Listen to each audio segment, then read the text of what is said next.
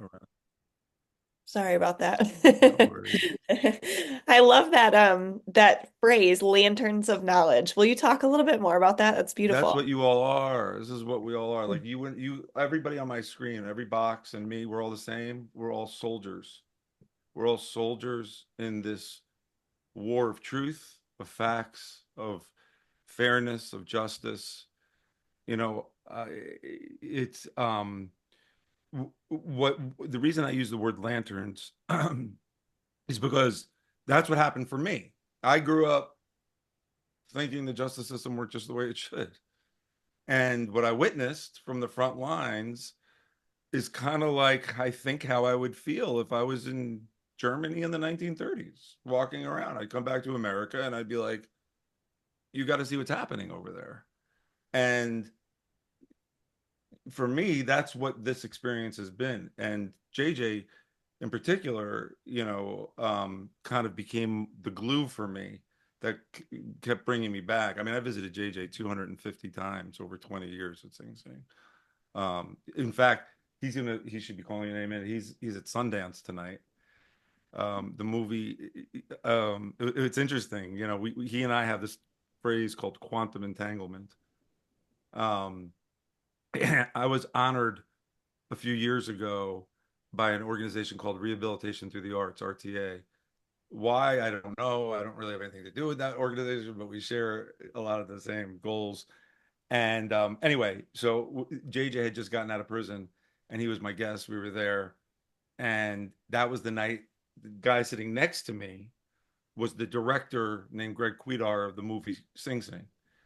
And he was making the movie. He didn't even know the movie was called Sing Sing at the time. He met JJ that night.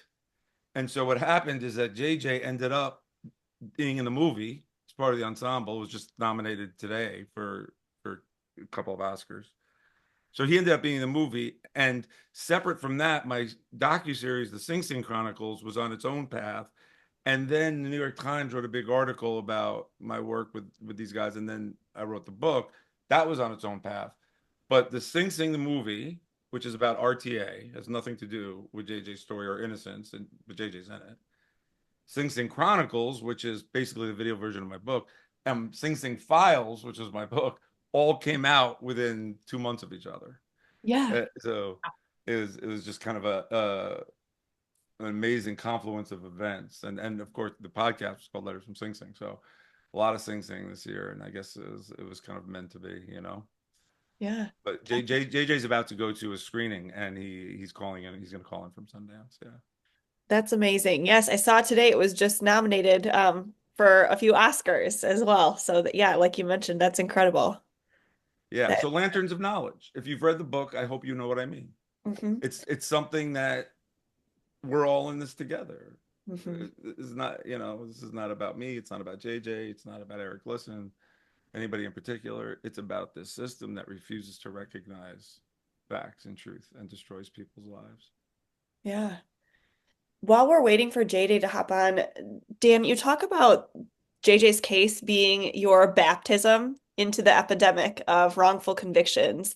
And you say it's not the question is not how this can happen, but why does it happen all the time? And then once we know it's happening, why can't we fix this? Would Yeah, you start us off by talking more about that?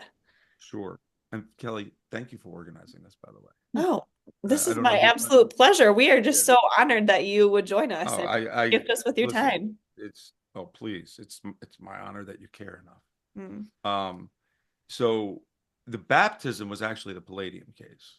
Mm. So the Palladium case was really my baptism, and the reason why I use that word in the book and I use it when I speak is because it was it was such a wake up call to me because it was right after 9/11, and I had been embedded with the Las Vegas homicide task unit, and we were having a child in 2000. It was right after 9/11. I was here when the buildings came down, and NYPD were the rock stars of the city.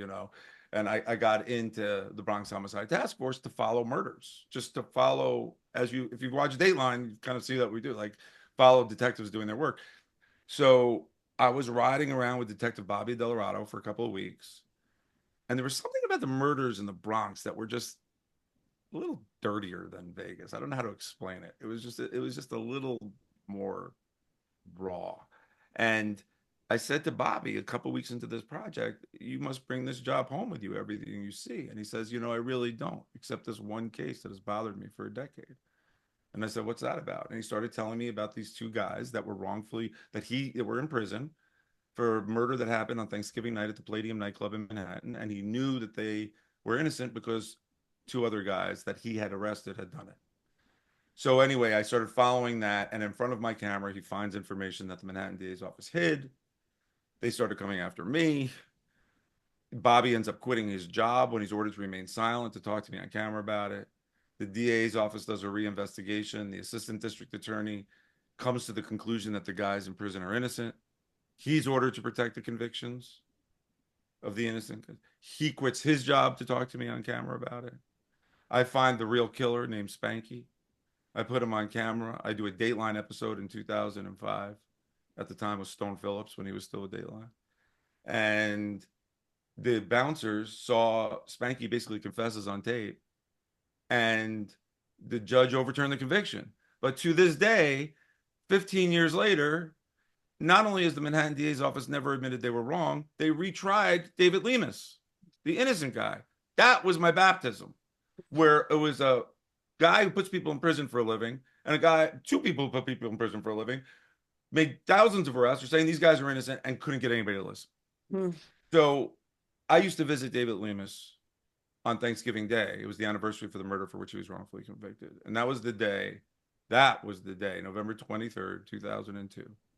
That was the day that changed my life. Mm. Because when I walked into that lobby, my brother, who just got on the screen, his mom was standing there holding the hands of his beautiful two little boys who were 8 and 5. And she stopped me and she said, "Are you Dan?" I said, "Yeah." She said, "Can you help us? My son, JJ, he's innocent." Turns out JJ shared a wall with David Lemus. Mm-hmm. And my first reaction was like, huh? Like two people in the same part of the same prison, much less sharing a wall? That was the height. Well, I won't say it was a height because I'd experienced the Palladium case. So I knew how screwed up it could be. But when I look back at that day today, those boys who are 8 and 5, who are my nephews today, who are 30 and 27, that day, looking back, I realize now how unbelievably naive I was. And what JJ did for me on so many levels, professionally, personally, just as a human being, it opened my world up in a way that no one else has, really. Mm-hmm. And opened the door for me, not only to the world of innocence and the pervasive epidemic of innocence in this country, but the moral stain of mass incarceration, whether you're innocent or whether you're guilty. And so from that time, for the past 22 years, JJ and I have been like Ivy. And I don't know where I kind of exist without him anymore, So there he is. He's in Sundance, being the movie star that he is. Hi, JJ. Welcome to Chapters and Chats. I'm Kelly, and my co-host Ivana are here, and we are just filled with gratitude that you would join us. Well, thank you for having me. It's a pleasure and an honor. We have all read the Sing Sing files and have been so moved by your story, and that you would take the time to join us just really means so much. So thank you. Well, thank you for taking the time to read the book. I mean, that's like my life and my brother's lives bared, we bared our souls and basically put it out there because we realized how important the story really is and how important it is for people to understand what's really taking place in this world. And so the fact that you've taken the time just to, read those pages and to come onto a platform like this to even talk about it more and to really just share the depth of what has happened in this country, because it's not my story, it's our story. This is our country, and this has happened while we're alive, right? Mm. And so we all have to take stock into that and figure out, now that we're aware of it, what are we going to do with this awareness? And so that's why it's important. I might be all the way in Salt Lake City and about to go and, take care of some more business and spread the word. And I actually have another star here for you that I'm going to let come on screen before I leave, because we really have to go. But I just wanted to it was important to pop in and to see all of you and to let all of you, experience a little bit of, what time is like with me after what I've been through. But I can tell you that you've read the worst of my life. Right now, I'm living the best of it. Mm-hmm.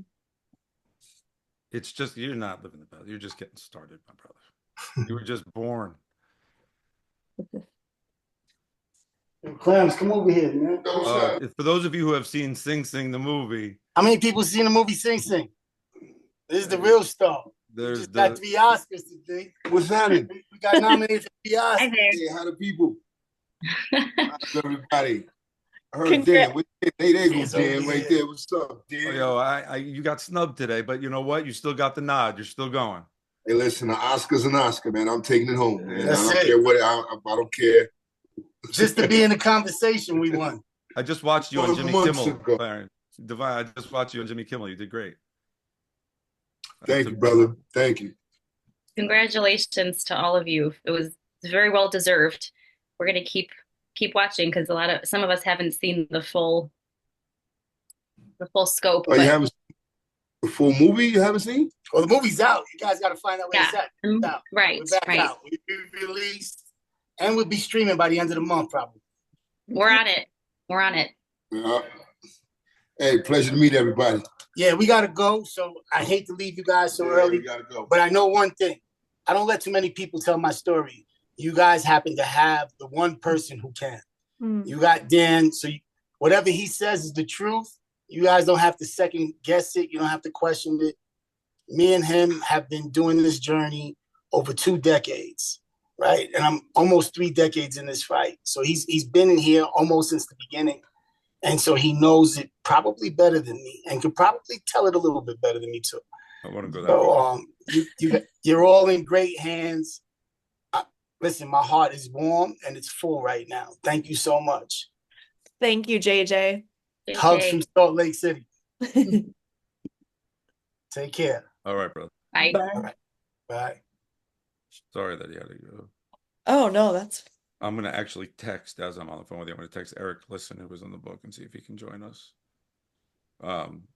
Okay, so yeah, let's chat. Okay. He's great. Yeah, JJ's doing great. He's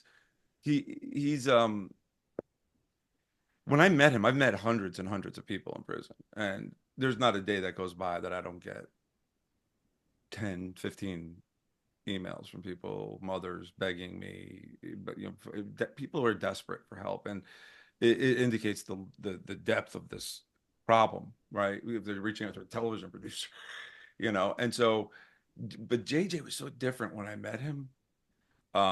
His emotional intelligence is so much higher than people in my life or people I've met in prison. And I actually said to him 20 years ago, I said, I don't know why you're going through this, but you are the chosen one.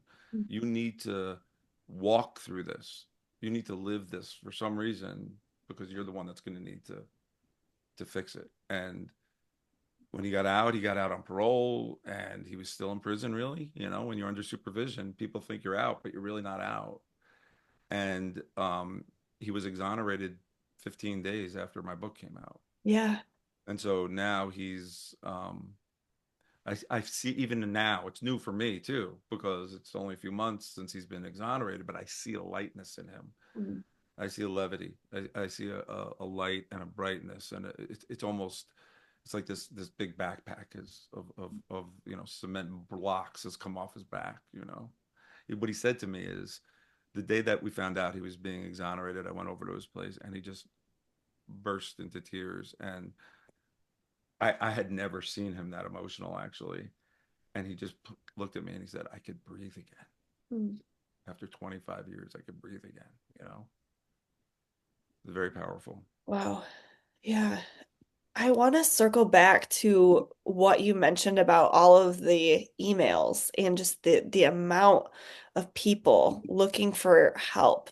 And Shanna, one of our readers, has a question that I feel like fits really well with that. Shanna, are you free?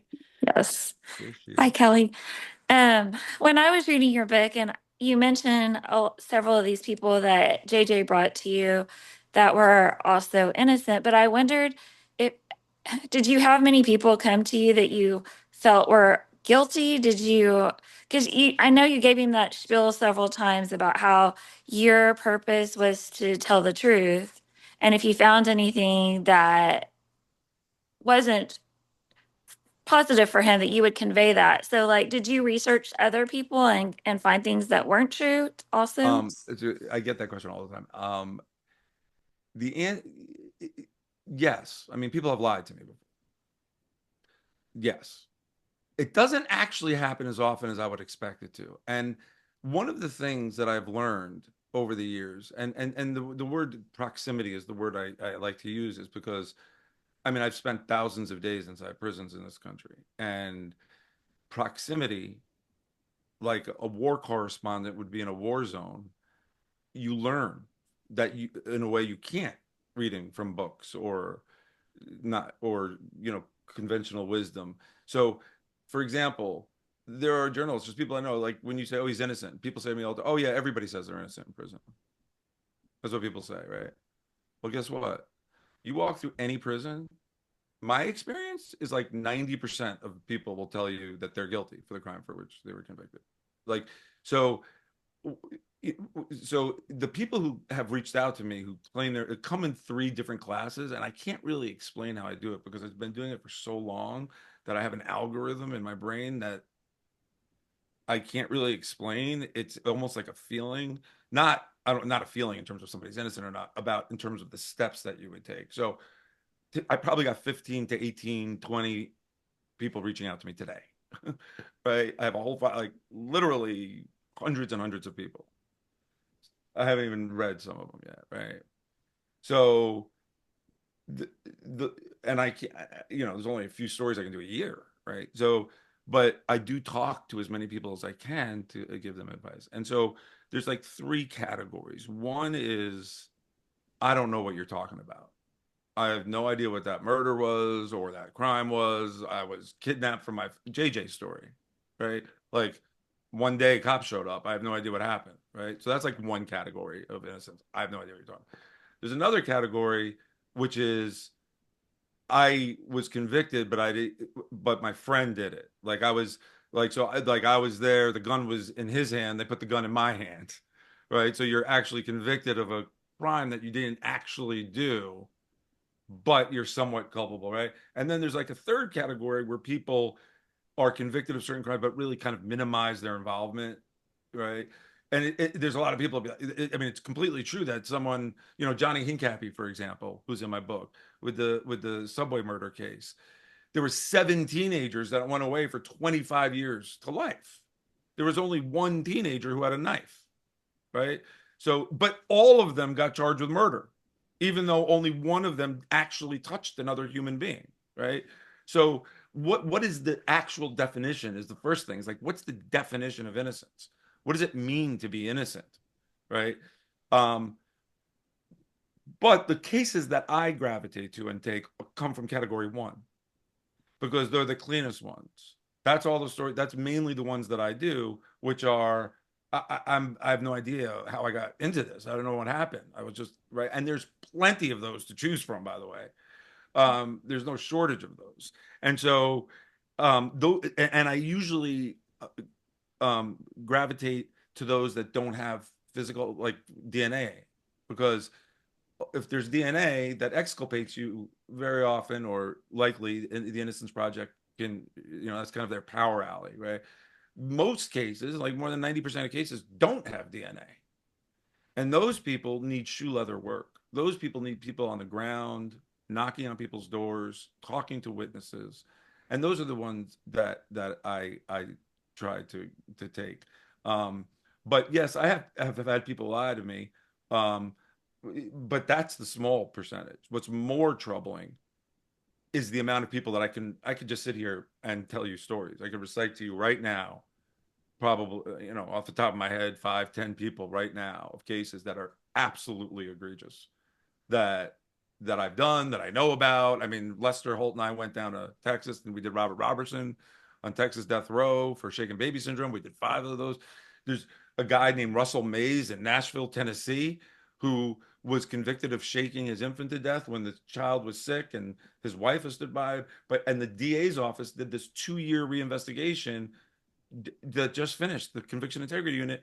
And they said, not only is he wrongfully convicted, he's actually innocent. He didn't do anything. He was a caring father. The medical examiner that testified against him said, I was wrong. It wasn't shaken baby syndrome, that he didn't do anything. The DA and the main witness, the medical examiner, and the judge who oversaw the trial 20 years ago said, well, I believe the science back then. I don't really believe you now. I believe you back then, not now. Russell Mays is still in prison today, right? So these are like a dime a dozen. Like for me, it's like shooting fish in a barrel. That's the more troubling part for me, is that's what keeps me up at night. That's why I really do have sleeping issues. Like there is never a moment where I don't have somebody to get back to, or there's not a trial transcript to read, or there's not, people that are desperate because those in power do not want to admit mistakes because of psychology, because of a whole bunch of reasons. But so I don't know, that's so yeah, some people lie. Way too many are telling the truth. I don't have enough time to do all of the stories that I know about. Dan, how do you manage that responsibility that comes with all these people who reach out to you? And do you have others who help you that you can sift some of these people to? Like, because it's so much, very overwhelming, it sounds like, to It is want overwhelming. to help everybody, but you can only do so much. It is overwhelming. I wish Jennifer Mosati was on this call. Like she reached out, like there's a mom who reached out to me last year. Your question is how do I How do you handle it? manage that emotional I load don't of, have anybody working with, well, I don't have anybody working on these. See, here's the thing. Dateline is not the wrongful conviction show. Dateline is Dateline. Now. I mean, I joined Dateline when it was on when it was on 2 to 5 nights a week. We were doing all sorts of different kinds of stories in the late '90s. In the past 20 years, as you know, it's this murder mystery show. So the stuff that I do is really I'm like kind of like the pro bono unit of Dateline. Yeah. Like I work with Lester. He and I do a couple, 2, 3 hours a year. And I'll do some nightly news stories. I'll do some other stories, but this is kind of I've somehow managed not to get fired and make this my thing. But it's not always like, wait, where's that wrongful conviction story of that guy that we think might be innocent? Who knows, right? Like no one is really asking for that. So there's many years where this was my nighttime work and this was my weekend work. I've managed to kind of balance that a little bit, but there's still not enough hours in the day, and it's still um I don't know how to manage it. I mean, maybe I should all Venmo all of you after this for my therapy session, but like I really don't know how to manage it. Like because there's no way to manage it. Like what do you do?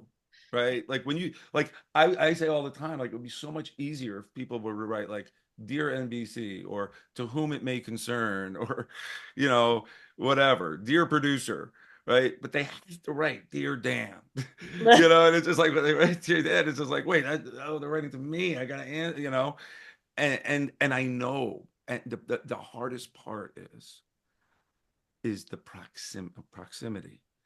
I lived with it for so long. I would never, obviously, ever begin to compare anything that I went through with what these guys went through. But I have my own PTSD in my own way from the past 20 years. I mean, the amount of nights that, Maria Velazquez, JJ's mother, would call me in disappointment and tears. And I felt like it was my responsibility. Like, I don't know why, but it was like my responsibility to hold her up, you know, because I saw what they were doing.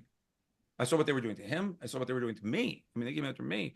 And so it's been a very, very tricky road to walk, because as a journalist, I got to thread that needle, right? I got to be very, very careful with what I say, you know, my objectivity. Um, and I think that all too often, you know, you become a certain age and you get a little wiser, I guess. And I think that all too often in my younger years as a journalist, I was so careful all the time to be, okay, what does the other side say? What is the other side? Always the other side, right? But then I got to a point in this work where I'm like, wait a second, there isn't, it's like the earth is not flat. The earth is round. Like, we know that, right? So like, if you're doing an hour about the earth being round, you're not doing a half an hour that it might be flat, right? So it got to a point where there was no two sides of JJ's innocence or Eric Glisson's innocence or these, right? But inside the hallways of a news organization, for me, I got to walk that line very, very carefully, because I've been accused of, and I use that word with a small a, accused of being an advocate for years. And I'm not, I just don't, like, I get it. I get it. I understand why people say that, but that's not how I feel. I don't feel like an advocate for any in particular person. I feel like, wait a second, you know, this is a glass. It's not an elephant. Like, Mhm. that, we should all care about that. Right. You know, Isn't journalism being an advocate for the truth, right? You're that's kind of how I see it. But, you know, when a jury renders their verdict, there's a finality to that, that that everybody recognizes as important.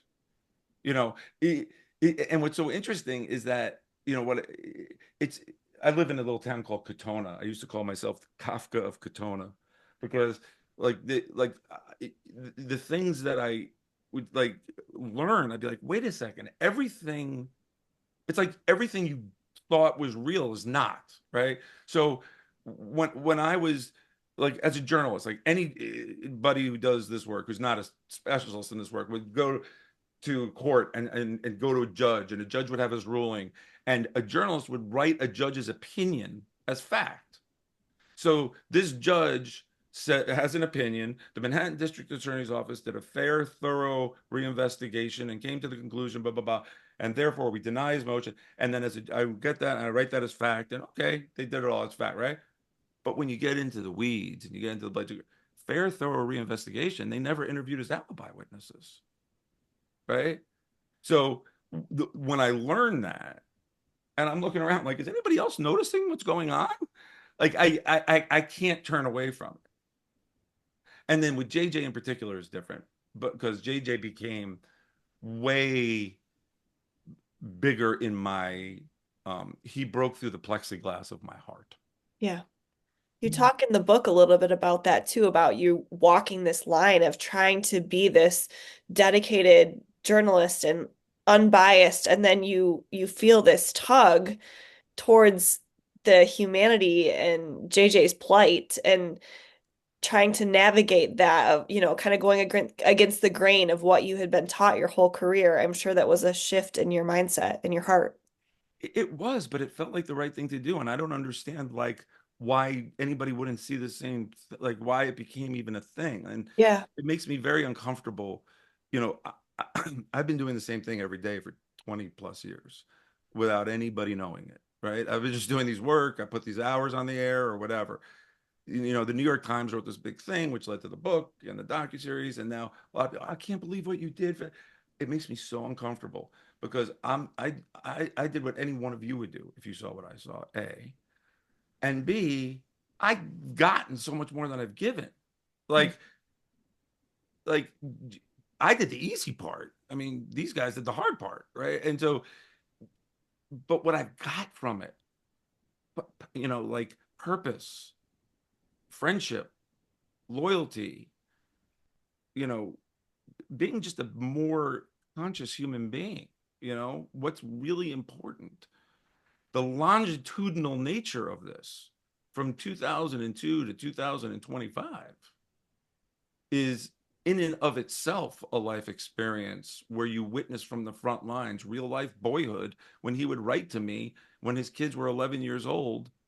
I'm scared, Dan. I'm not there for my sons. I'm scared they're going off the wrong track. And his son ended up going to prison when he was 20, right? JJ predicted the future, right? Witnessing that in real time. And not only witnessing it, but feeling that, I mean, I really care about this guy in prison. And in a way, I ended up kind of becoming like, without even realizing, this kind of the surrogate for him on the outside, checking in on his kids, making sure everything was okay. I keep JJ's ID card in front of me all day. I mean, you know, like I took it with me the day he got out, you know? Yeah. So, look, everybody has their thing, right? There's cancer researchers, there's teachers, everybody does their thing to help society. And this just kind of found me, you know, it's just something that landed, you know, and it was like poking a hole in Pandora's box. And when I looked inside, this is like 200 years from now, we're going to look back at this. Well, we're not, but people will look back at this time, I think, the way we look at slavery. That's how I think that this time is going to be remembered. Definitely. And Kristen, oh no, sorry. Kristen in the chat said compassion fatigue is real. That is, I think that's a great point. Yeah, I don't know if I feel. I don't know if I would. I appreciate that. I just don't. I think it's just fatigue. It's just so much. It is. There's a lot of pain. There's a lot of.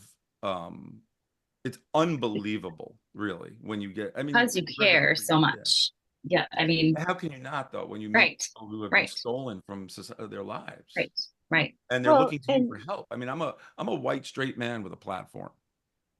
Like, what am I going to do? Like, I feel like I'm sprinting. Like I'm alive only for so long. I'm going to be here only for so long. I've got this thing only so long. Lester's going to be in that chair for only so long.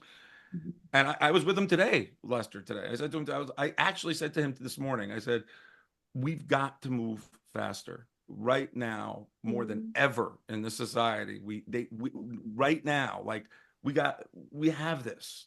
We have, you know, we put something on the air, 15 million people can see it, right?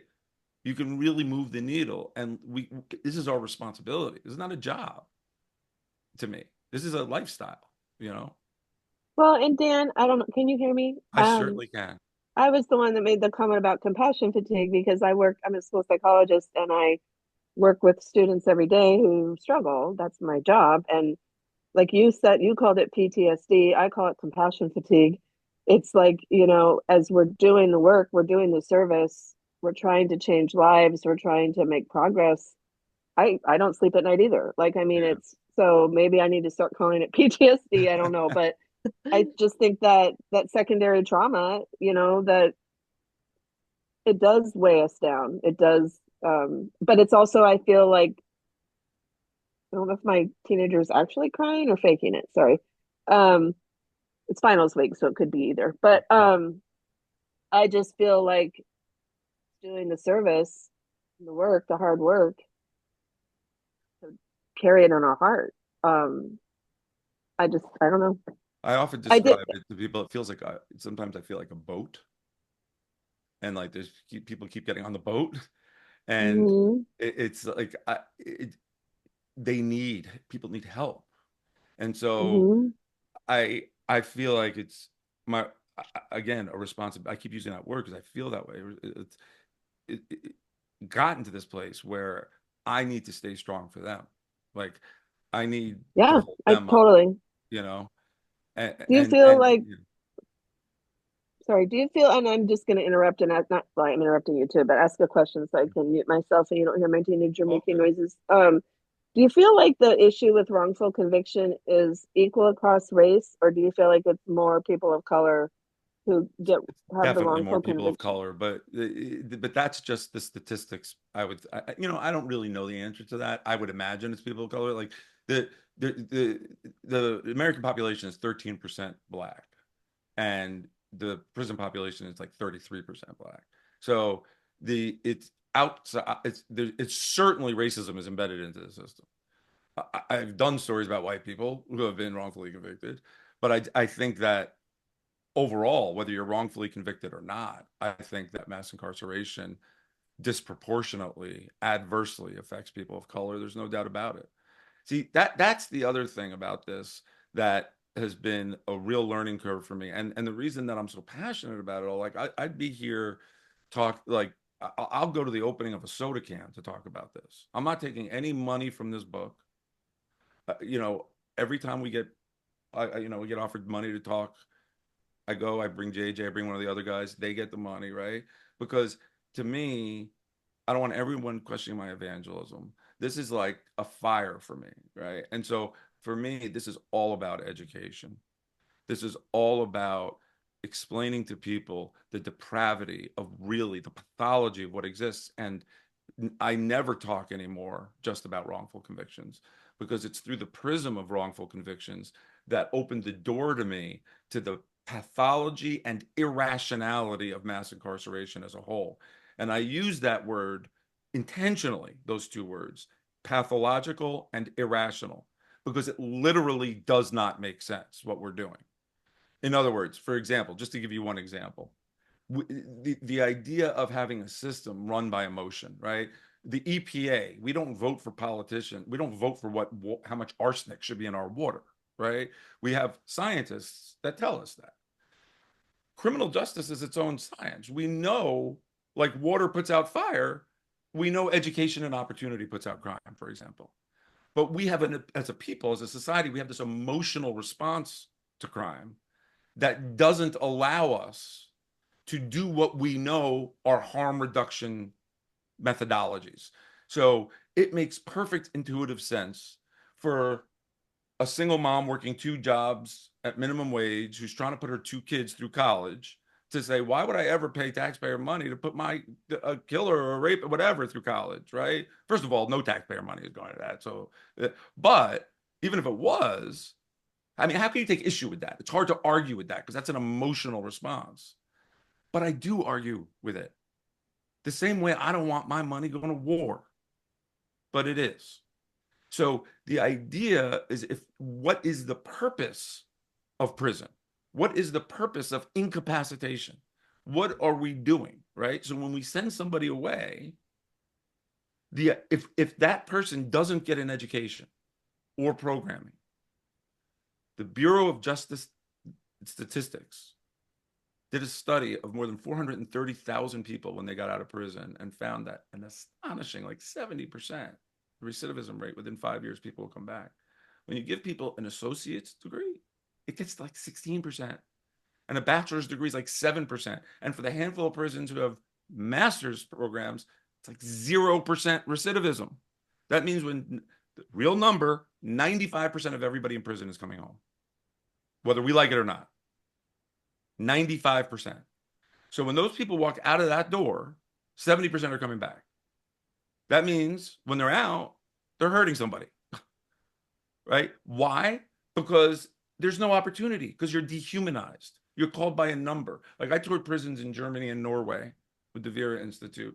And the whole idea of prison, the whole concept of prison over there is completely different. It's based on human dignity.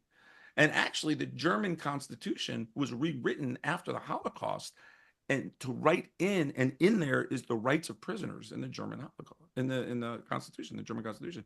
So over there, people are called by their names, not numbers. Over there, people are close their doors, right? Their officers there are trained in social work in addition to police work. A good day for an officer there is to make sure somebody doesn't come back to prison. A good day here is to go home alive, right? So the whole concept of how we treat people is totally different. And it's really that dehumanization and it's incubators. Prisons in this country are incubators for crime. We create crime. with our taxpayer dollars. And we know what we can do. We know how to reduce crime, but it doesn't feel right. It doesn't feel good. So when you go in a election season and you hear over and over and over again, end cash bail, end cash bail, end cash bail. And does anybody even have any idea what that means? That means if you're charged with rape and Harvey Weinstein is in the cell next to you, he goes home and you don't. When you're charged with a crime, 2 days in Rikers Island, 2 days in jail can ruin an entire person's life. Especially they lose their job, they can lose their kids, they can't get loans, and everything goes down, right? But we're just so like them versus us. Lock them up, throw them away, bad people. The majority of people in prison are good people. They are not bad people. There are bad people, don't get me wrong. There are bad people in prison who have done very bad things and should be there forever. That's what I think. But the majority of the people that I've met, the overwhelming majority of people, vast overwhelming majority, are really good people who made terrible decisions when they were teenagers, before their frontal lobe was developed. And what happens is that you get to be 25 years old. You go to prison when you're 19, 20, you get 25 to life. A life sentence in Germany is 15 years. Here you get 25 to life, right? You're 20 years old, and then your frontal lobe develops, and then you go to school or you go in a program, and now you're 30, and your testosterone levels are dropping a little bit, and you've aged out of crime. But guess what? You have another 20 years on your sentence. It makes no sense. I see my man, my brother, Eric Glisson is with us. You are going to love him. Eric is, I don't know what to say about Eric. JJ introduced me to Eric, and I met Eric in 2012 at Sing Sing. I'm still waiting for the other shoe to drop with Eric. He's the most positive, loving human being. He says to me, like, damn, what they did to me is hilarious. They locked me up for 18 years. It's hilarious. I'm like, Eric, what do you mean it's hilarious? He's helped me with my daughter. She knows that one of Eric's sayings that is so helpful: every problem has an expiration date. He's a wise guy, not a wise guy, but a wise guy, and is like a brother to me, and was one of 6 innocent people who was locked up in the Bronx in 1995 based on the word of one drug-addicted homeless sex worker who 2 weeks after the crime said she saw something 150 yards away that she could not possibly have seen, that the detective never even saw if she could see what she said she saw. 2 other people pled guilty in federal court to this crime, and the NYPD told the feds that there was no murder when 6 people were locked up. And Eric got himself out. He wrote hundreds of letters, and he got the other 5 out too. He wrote hundreds of letters, and finally in 2012 he filed Freedom of Information requests, and every letter, my name is Eric Glisson, I'm innocent. Finally he filed a Freedom of Information request in 2012, and it comes back to the phone records from the stolen cell phone from the cab driver that was killed in 1995, before everybody had cell phones. And on there are all these phone calls that were made after the cab driver's death. And from his prison cell, Eric figures out that went back to a gang. Those numbers, he traced those numbers back to a gang called Sex, Money, Murder. Wrote a letter to the U.S. Attorney's Office, and he was right. And he's just a magnificent guy, a great father. And I love you, E. And he's here, and he wanted to be with you guys. You're muted, E. Love you too, brother. So thank you for the great words. Yeah. Hello, everyone. Hi, Eric. Thanks for Nice to having meet on. you. Nice to meet you. Your name? Oh, Eric, there's a lot of people here. You don't need everybody's name. Oh, great. Okay. I don't see anyone. Share a little Just bit about you. your. Share a little. You don't see any. Oh, well, he's still trying. See, when Eric got out, Eric's story was nominated. When I did it on Dateline, was nominated for 4 Emmy Awards because of Eric. he's so great. He was like that when I spent the day with him when he got out, and he never used a cell phone before, and it's like it was upside Yeah. down. He still hasn't figured it out. It's been 12 years, but um We can see Kelly, you. what do you want There's to a know whole about bunch. Eric? Yeah, Well, Yeah, I'm on the Zoom call right now, so that means I made a little bit of progress. you that's did. Yeah, you can't discredit me from that.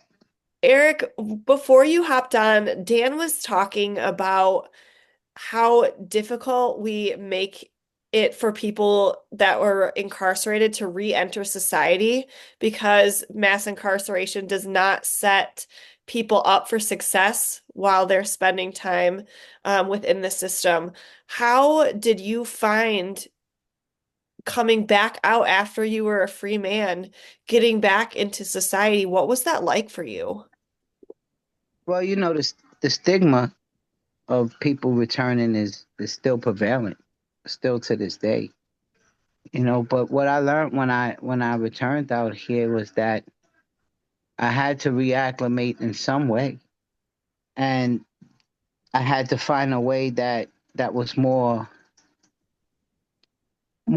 suitable for me and made more logic. Because coming from that environment where your whole life is just regimented and you have rules and times and everything is just set up for you by the day. Now, I then didn't mention that the next day after I returned, I was back into school. I was back in Mercy College the next night. Um, but I rode the train. I rode the train, and I really I did a lot of empirical observations Hmm. because I knew that the time has changed and that our culture and our society was different than from what I left it. So I rode the train and I noticed that a lot of people had become individuals and there was no more sense of community. Hmm. And gradually just being around people, going to different events and just socializing, I was able to reacclimate, I guess, to myself remarkably. Mhm. And E, Dan why don't you? I stated think E, that why he's don't you? waiting for the other foot to drop, I'm still waiting and, for it and, to and drop. it's not. It's not going to drop because guess what? I'm free, right? I no longer have that burden. My problem expired on December 13th, 2012, when I was officially exonerated. And I left that behind. That was the pivotal part of my life. And this is my new life. And that's what I'm focusing on. I can't look back. I love you so much, E. I think that people would be really interested in hearing about some of your experiences of what life was like inside, in terms of the Mhm. water, why you started the water company, Fresh Day, the water, how you cooled yourself in the summer, that kind of what prison life was like for you. Well, everything in there is like obsolete. The pipes, the just the whole environment, it needs to be thrown away and renewed. You live like in a past time back there because they want to keep your mind stuck in there. Well, And so just wait one second. there's a lot of outlets that you can use in there. Like they have E. different organizations like RTA and um the law library, vocations. You can use those programs that will give you the tools that will, when you do come out back into society, will be a tool for you that you can use, and it will be something that's always with you when you face problems out here. You can reach back into all of those workshops that What would you JJ attended. say to you? What would JJ say to you right now if he was on this call? I don't know. About talking about how good the programs are in prison? Oh well. Well, I look What at I was everything talking about, Dan, I look at everything optimistic. I'm I know sorry. you do. I I know can't you think do. pessimistically. So if I can take, even though those programs are horrible, right? Whatever I can get out of that, that's I can utilize and internalize inside my life that's going to make me a better person, right? I'm going to say it's a good thing I love because it. I got something from it. I squeezed the rock. Okay, so this is what I'm saying about E. This is what I'm saying. So what Sing Sing this spring is celebrating its 200th anniversary. Yes. 200 years old. A It was misery. built by the incarcerated population back then. And guess what? The pipes are the same.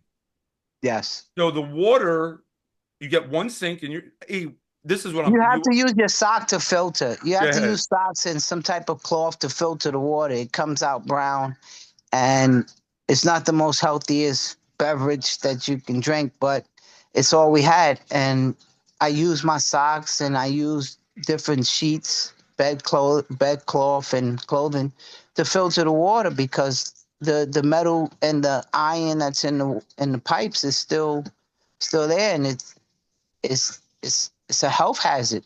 No air So, conditioning. How'd you cool yourself off? oh, you put your feet in the toilet, you know. Well, we scrubbed our toilets a lot. We used bleach. They gave us cleanser and things like that, so the toilet was always clean. That was paramount to your daily activities, was keeping your cell clean. But the water system there really needs an upgrade because people are getting sick from it. You know, long-term exposure to it is very bad. And so when I got out, one of my main goals was to find a spring, a natural spring with an aquifer, so I can have clean water and I can give other people clean water. In fact, I would like to return back into the prisons with the water that I have now. Eric has a water company, and it's in Dominican Republic called Cecino, and here it's called Fresh Take because he has a fresh take on life. No, it's still called. That's the other brand. Same thing. Yeah. Eric has had 3 new children since he's been home Yes. in 10 years. He's a great dad. Wow. Yeah. I'm on Instagram, WhatsApp. I have those apps, so I'm real good with that. 18 years he lived in a cell. 18 years. Wow.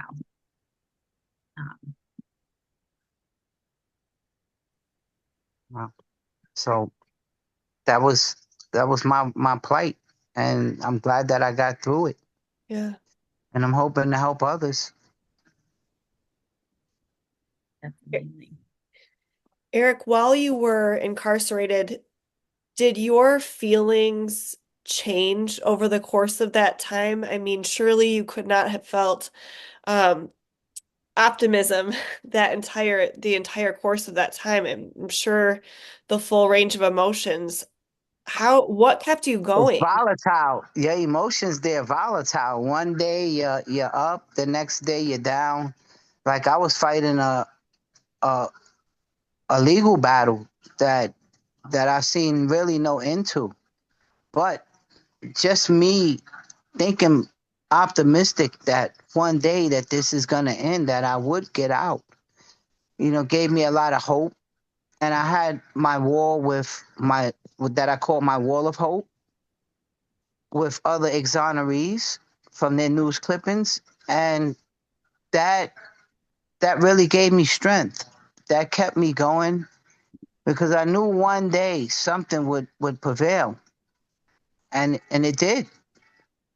And I think that pessimistic thinking is really detrimental to your goals in life.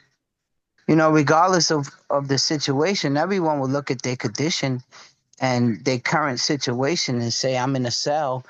This is not ending tomorrow or the next day or the week after.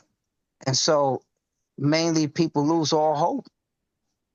And, they succumb to the prison life, drugs, gangs, all type of, deviant behavior.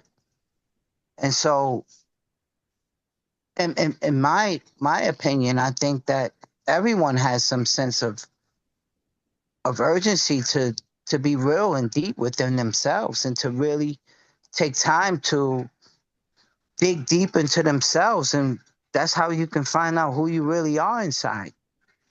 We wake up every day and just go.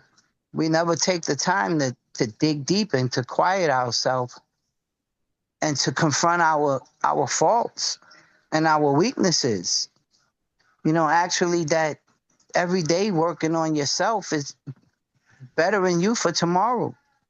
It makes you a better father, a better friend, a better brother, you know, just in general, a better pillar of the community. So I try not to let my burdens build up, because I try to work on myself every day on how to compartmentalize my problems and deal with them when it's necessary and not when it's not, you know. And so I think if anyone can just find that relief in themselves, that you should be fine. Hey, out of the 18 years, how long did you do in solitary? Oh, a few years, you know. 23 few hours a years. day.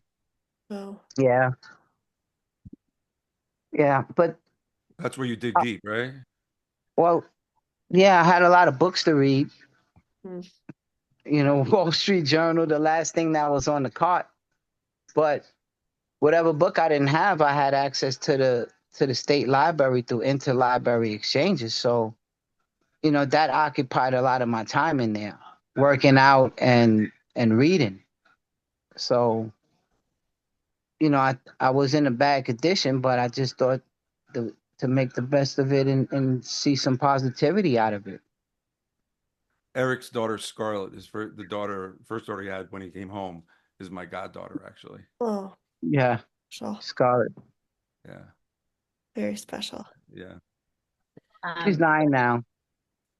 Oh, she's Eric, she's 9 now. I thought she was Yes, Scarlett's 9. She'll be 10 in April 1st. Hmm.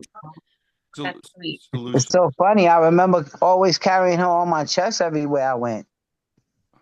Now she's 10. So, Eric, you know, we were time goes wondering by. about, do you have any favorite books? We have a reader here wondering if you have any favorite books. Well, Colin Powell, My American Journey, really gave me a lot of inspiration, because he came from nothing, from a Jamaican descent family, and you know, he rose to the top of the American military. And coming from Hunts Point, Kelly Street, and that was one of the most books. One of the books is, instead of Malcolm X and 48 Laws of Power, that really inspired me. Colin Powell, My American Journey. JJ's answer to that question would be Viktor Frankl's My Search for Meaning, Holocaust survivor. About How about Frank Kafka? Frank Kafka. We talked about Prison Society. yeah. In terms of it's about solutions, you know,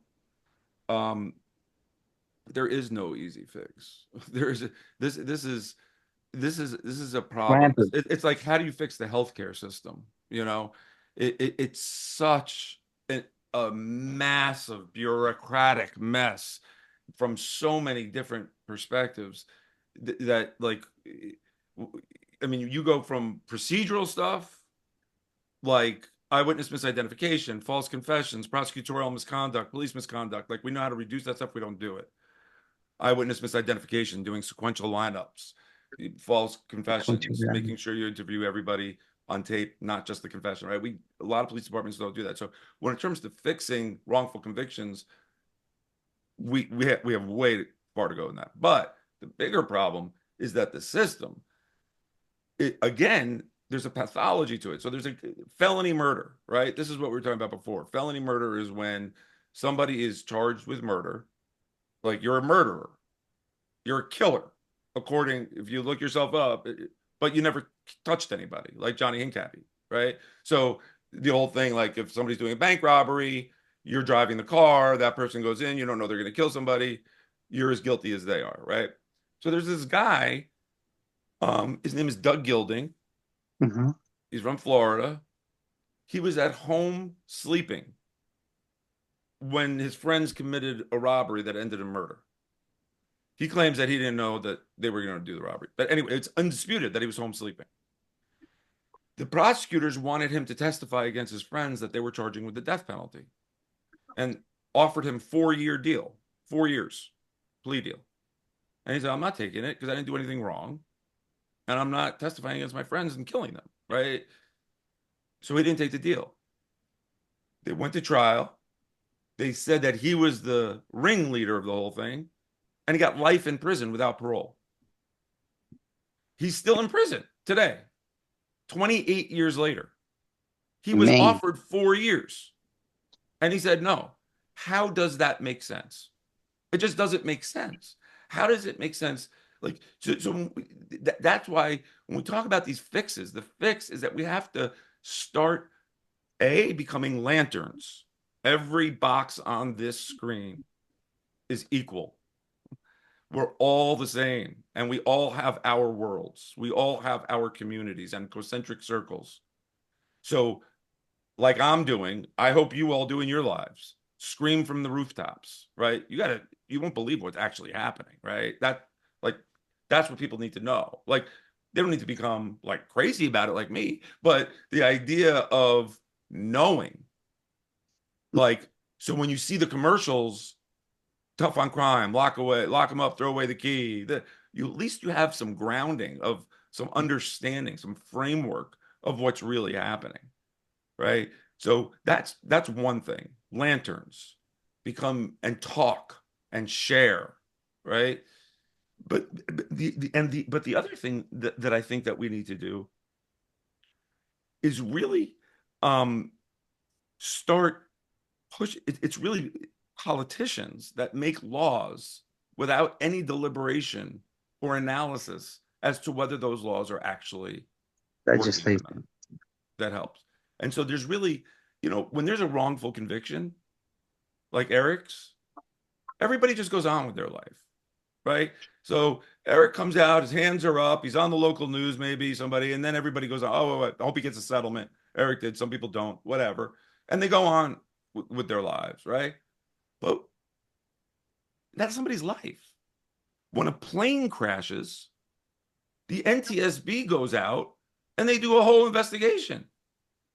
If we had 10 planes crashing every day, we would say this is not working somehow, right? There are hundreds of planes crashing every day in the criminal justice system, and everybody knows it. Everybody in the system knows it. Everybody, all the lawyers know it. All the people arrested know it. The judges know it. And even the jurors, when they're in that deliberation room, they're like, I just want to get the hell out of here. I want to go home. So, Frustration.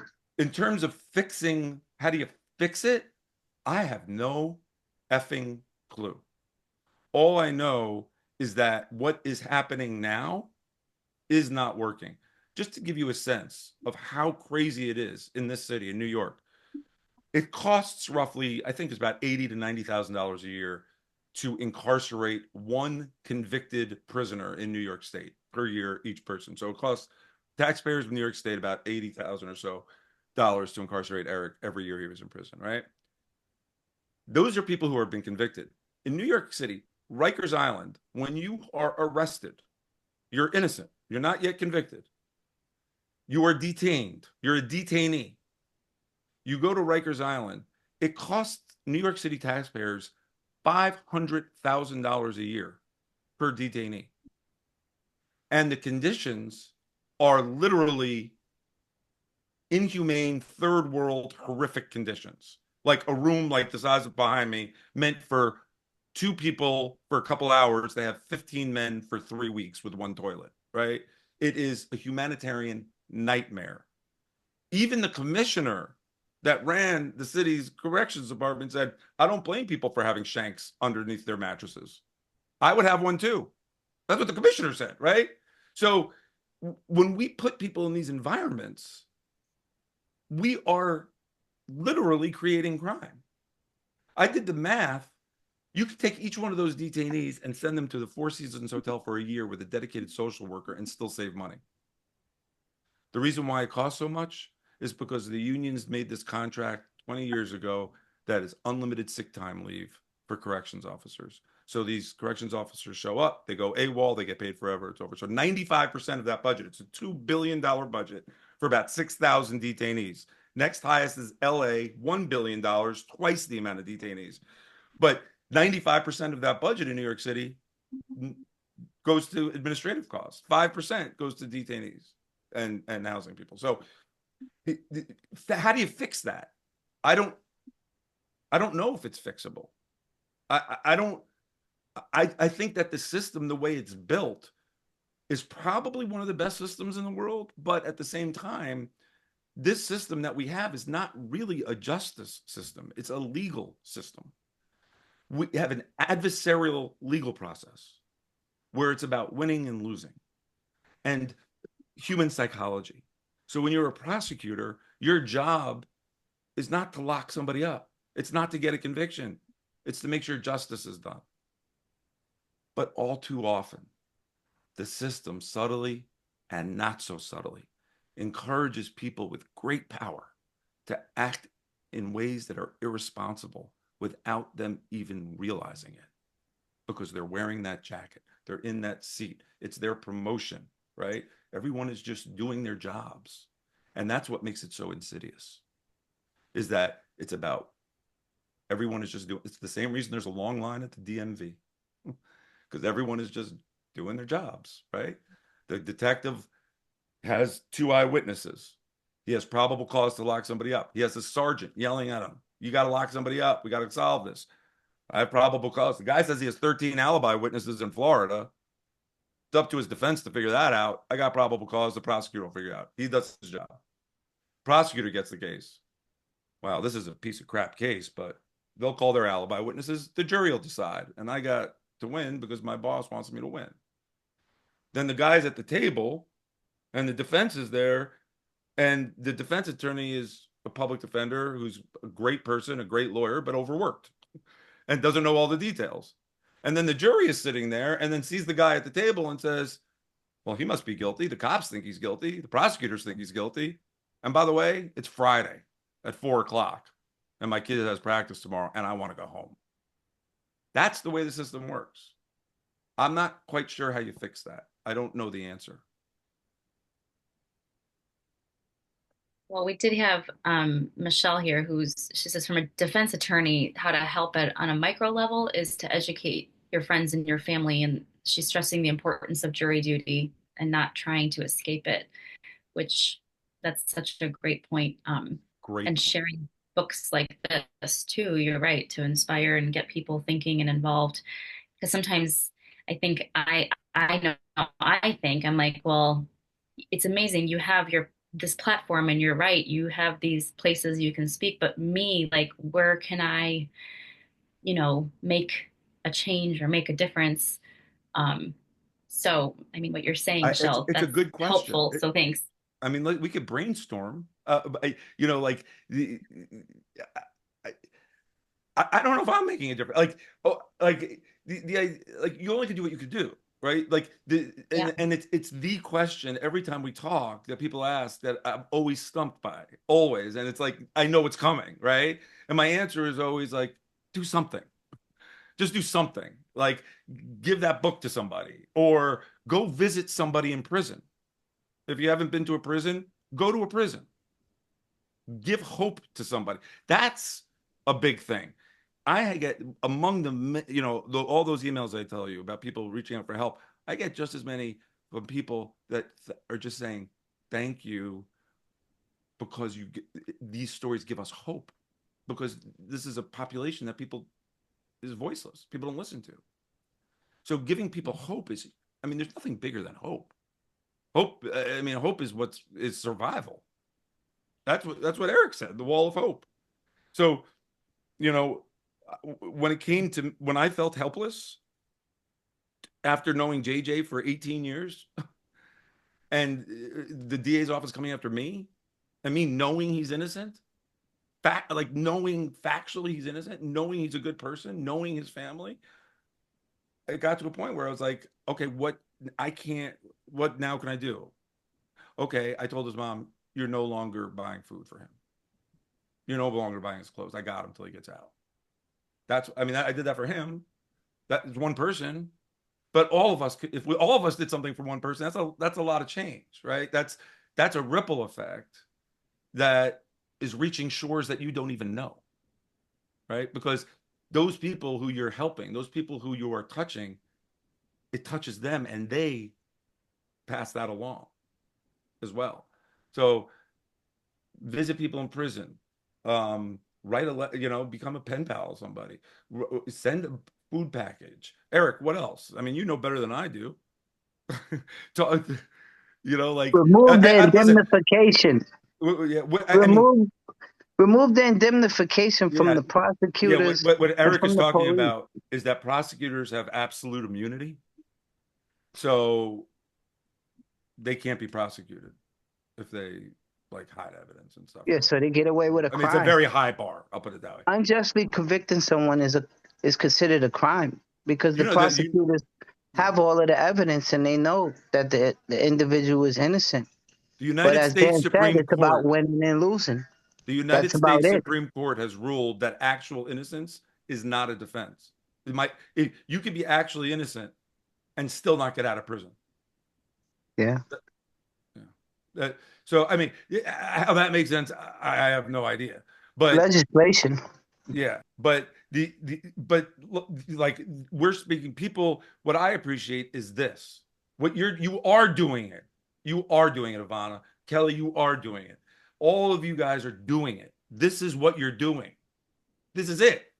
I, like there's a guy that went to the screening that we had of the Sing Sing Chronicles, and he's a teacher in Austin and great guy. And he was so moved he wanted to do something. He set up talks. I got an email today at every high school within 20 miles of me. Right. So Eric, by the way, I forgot to tell you, you're coming with me. We're going to talk to high school students. So the idea of changing the future, because it's not going to change in my lifetime, the system, and any of our lifetimes, to the point that we're going to see a big difference, I think. But our great-great-grandchildren, this is like the beginning of the civil rights movement, right? This is like the next incarnation of the civil rights movement. So once this is the time where it's like raising the awareness. It's like, wait, women can't vote? What are you talking about? Like it's spreading, like, it's evolution. It's evolution. And so the more we talk about it, what you're doing right now, if you have people, have a dinner party, we'll come and talk, we'll, it's a team, it's an army. That's why I'm saying everybody on these boxes are part of an army of lanterns of knowledge. We're all together. And that's what I'm just a soldier in this fight with everybody else. And if each one of us takes on that responsibility and we get 15,000 people that really care and start talking to their families, well, now you're starting to make a little bit of a difference, that's the best I can offer. I don't know, what else. It's just so big. It's just such a big, big problem. Thank you. You guys, everybody's got great ideas in the side chats too. Just really great thoughts. So you're all amazing. I want to add, it might seem really simple to share a book, but when I was in college, I dropped out of college, no idea what I wanted to do, and I was obsessed with reading books, watching documentaries about the system, and I pulled a book off of a shelf in Fort Myers Beach, Florida, and it was called Defending the Damned, and it was about a couple public defenders working in Chicago where I lived. And it changed my life. Like I went back to college, I went to law school, and flash forward 10 years later, I'm a criminal defense attorney, and I'm I mean I'm humbly speaking, saving people's You're lives. doing it. Yeah, and it's like you never know if the person you give the book to is going to be the next me. You never know. And Exactly it can be something that simple. Exactly right. Right. By the way, it's also I have to say, it's also a selfish act. It's not a selfless act. I feel very often very selfish because of what I get. Like, it makes me feel good to be able to provide for other people. And, that it's one of the reasons this just happens to be my lane, but, you get a lot out of it. Hmm. I mean, the bottom line is that we all have a responsibility to create, all of us do, to create the society we want to live in, whatever your belief system is, in your little area, in your little town, in your little world, right? You have to create around you that society that you want to see. And when I see things, I'm often asked, like, where does this come from? Like, where do you get this, all this stuff? Like I'm freaking out all night, like I'm all wired all the time. And I don't have an answer other than I think it comes from the fact that my parents were divorced when I was 8, and I never like was able to say anything, and I felt wronged, and that like it bothers me a lot when people who don't have a voice are ignored and wronged. Mhm. That it's like a pet peeve of mine. It's like people in power who use that power in a way for their own benefit or to the detriment of other people because they're of a different color or have less money drives me insane. And I feel like I need to be a vanguard for those people. Yeah. Dan, your passion is just so palpable. And I think it gets all of us really fired up and encouraged to speak up, and to spread the word. And this has just been such a meaningful conversation. We're so grateful for your insights. We hope that you sleep better at night, but it doesn't sound like that's going to be coming I'll anytime Venmo soon. all of you, I promise. You've got your you've got your work cut out for you. But yeah, that was my final question, I think, really for you is, you know, what's next for you? It sounds like you and Lester want to speed things up Well, I do. a I don't know. little bit, but really, like, where do you go from here? I mean, on one level, what you've done for the men that you have worked with is so monumental and so life-changing. But on the other hand, you look at it from a broader perspective and it's a drop in the bucket. It's empty. I say it all, yeah, emptying the ocean with a thimble. Is that, yeah. Yeah. Yeah.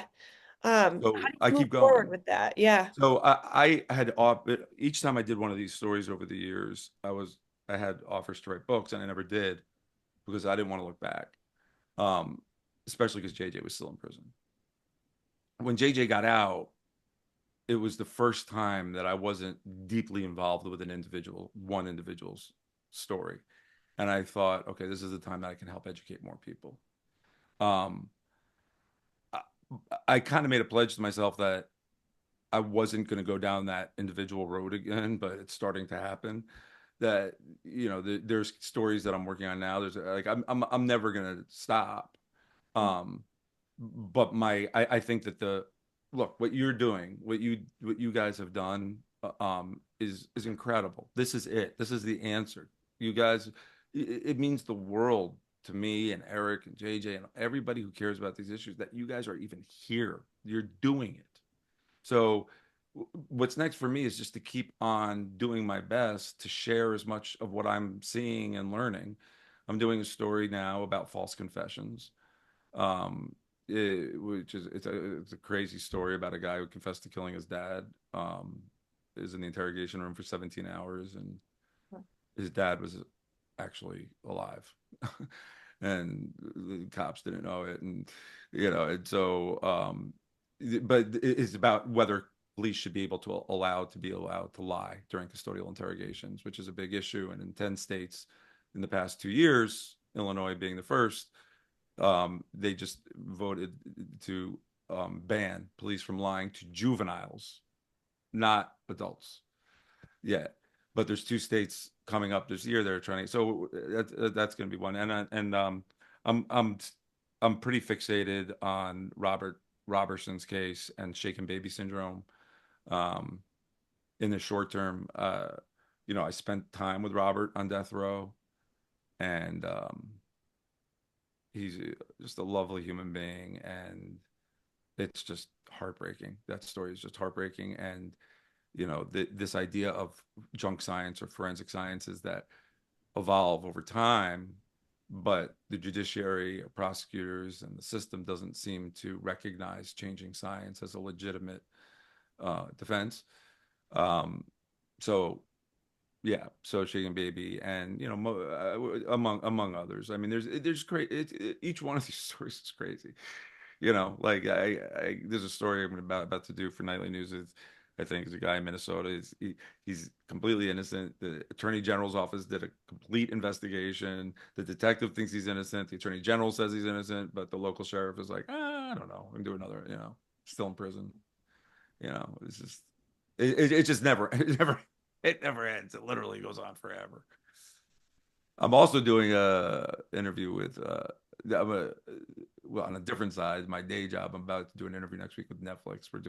I did a 5-hour series in 2021 called The Widower, which was about a guilty guy who had 6 wives and 4 were dead, and he faced the death penalty twice. And they're about to make that a documentary series on Netflix that's going to drop in 2026. So that's kind of like my day job too. But, you know, but you keep doing what Any you're more doing. books? Are you doing any more, I you don't know, know. books? I'm not sure. Not, Yeah. not right now. Maybe about Voices from Within is a program JJ, myself, and 10 other guys started about what it means to pay debt to society. I volunteer at Sing Sing, and I've been filming there for 10 years with these 11 guys.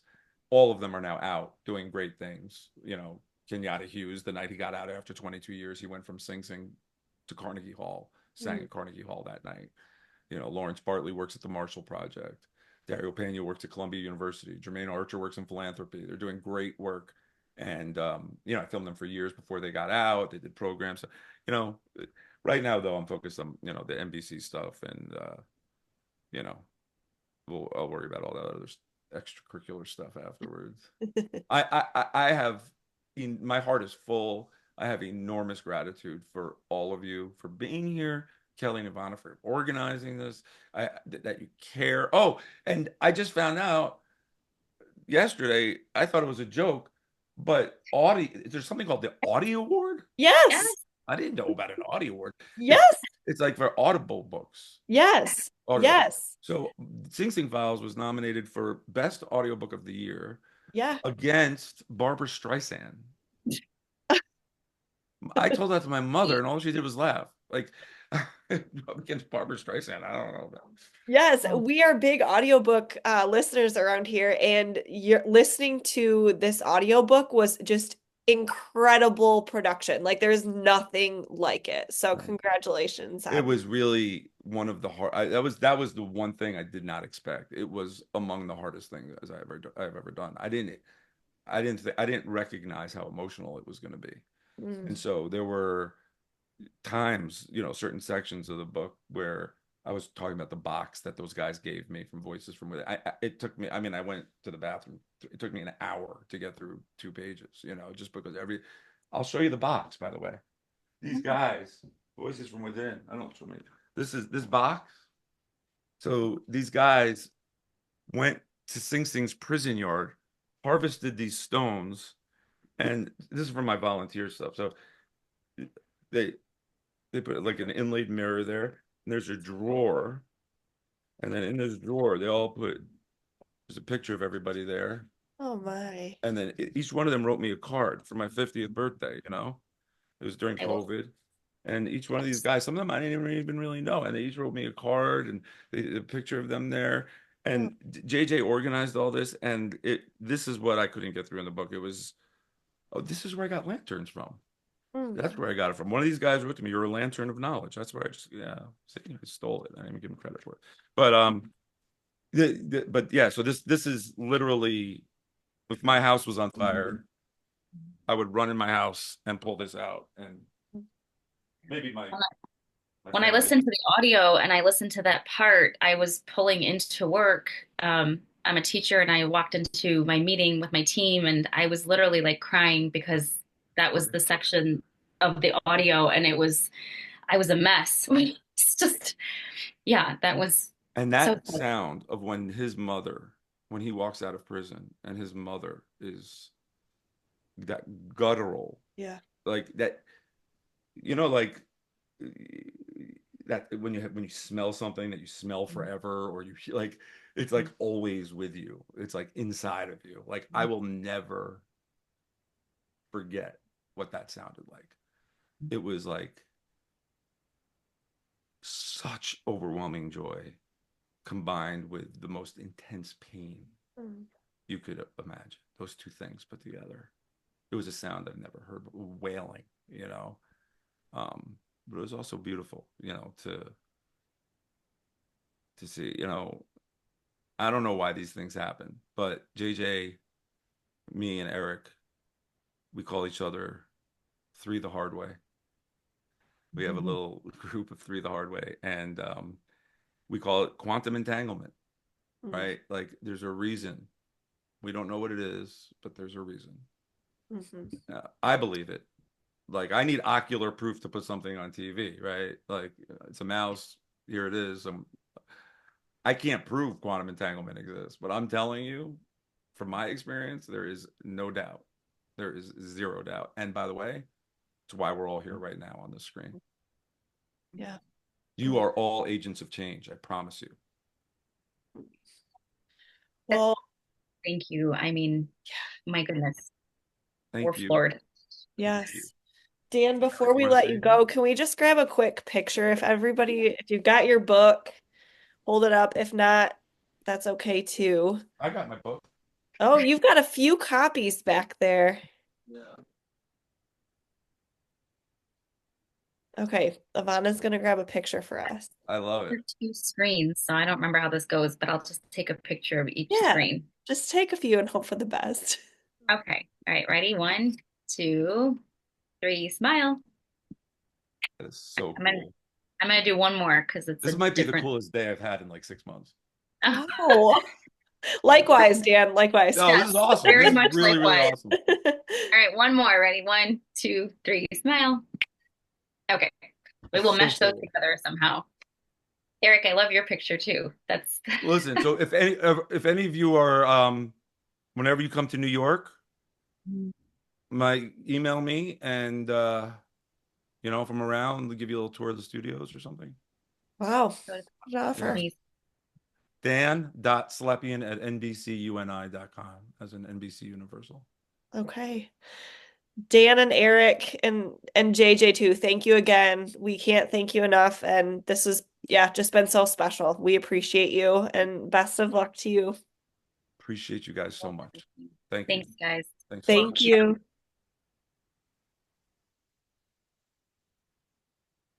Okay, I'm gonna end this recording.